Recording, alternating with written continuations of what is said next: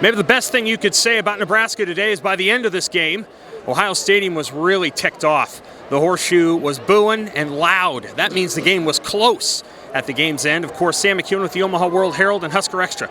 Nebraska loses 21-17 to Ohio State, and it was a good game. And for much of the second half, Nebraska controlled the action. They fall just short, though, after taking a 17-14 lead. Ohio State had only one good drive in the second half, and that 75-yard drive was the game winner. The Huskers had two opportunities after that.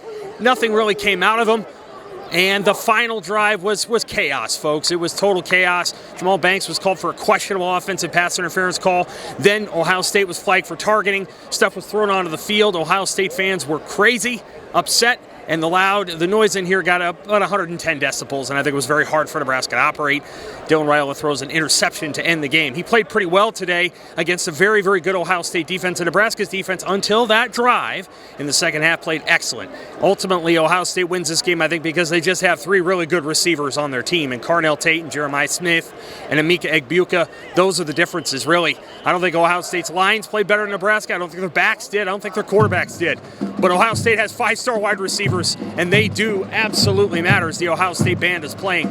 The Huskers will be frustrated after this game. A lot of questionable calls in the first half, some spot issues, some offensive pass interferences. Nebraska will not be thrilled, but they got to move on quickly. They don't have a lot of time to nurse their wounds over this loss because they got to get that sixth win against UCLA. Okay, Nebraska plays maybe one of its best games in the Rule era today, but they still fall short. One-score loss. Nebraska loses 21-17 to Ohio State. Thanks, Husker fans.